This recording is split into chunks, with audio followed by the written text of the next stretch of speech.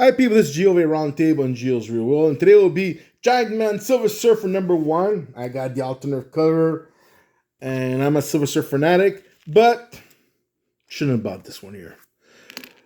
The writer of the first, there's two stories, okay? Now, the reason I am saying I shouldn't have bought it, because the first story, the writer is Matt Groom, and the artist is Tommaso Bianchi, okay? That's the artist. And it has to do with Terrax, and he wants all the power of Silver Surfer because he's fed up being the less unknown's guardian of Galacticus. So he has the cosmic harness, and the thing is, how do you get it? Oh, it's from Doom. Yeah, but how Dr. Doom wrote, to be precise. How do you get it?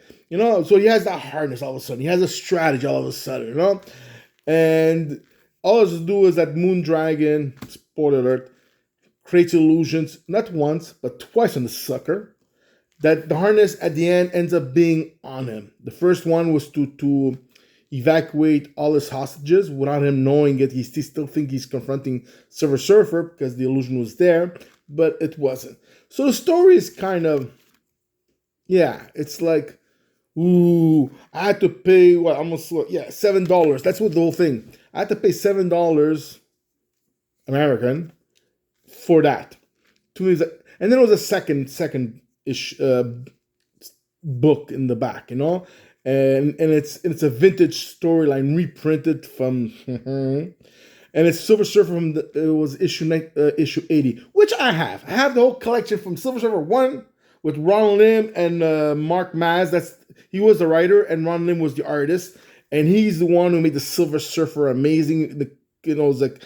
The thing was when he was going through space, all the planets were glowing on his skin. He's the one who really started and made Silver Surfer what it is, from my point of view. Okay, but anyways, that's why I liked Silver Surfer completely. So this one here, it's an old story. Okay, so it's supposed to be like an old story, and for me, let's put it this way: I read it, then it ends. But it doesn't end. You have to know how the story ends. You have to buy all the other issue, or there was a page in one of the cover, trade paperback of Silver Surfer and everything. Yeah, it's a ching thing. So to me, it's like, don't go to these dollar bins or try to find it if you could find.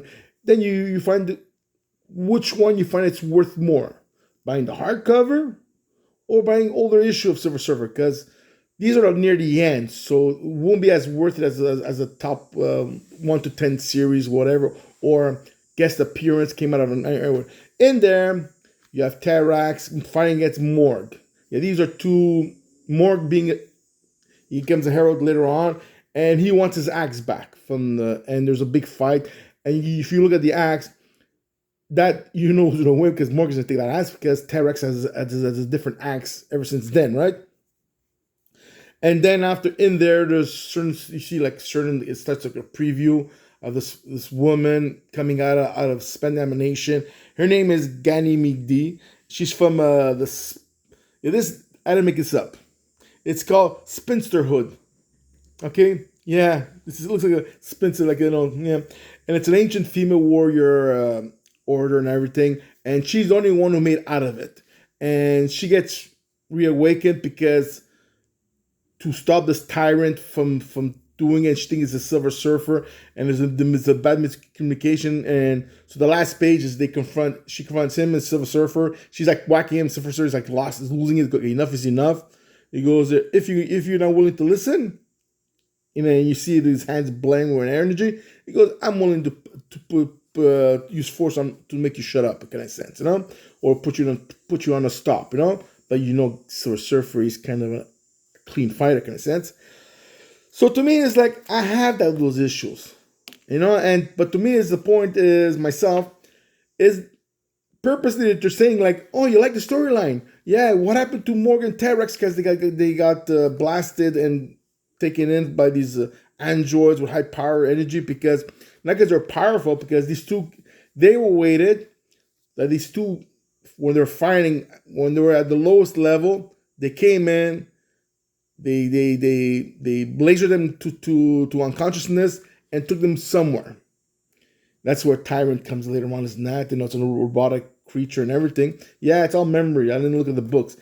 So the whole story is if you like the storyline, you're gonna go crazy. You're gonna go to trade paperback. See, ching ching. But I have to admit, the Silver Surfer with Ron Mars and Ron Lim, amazing.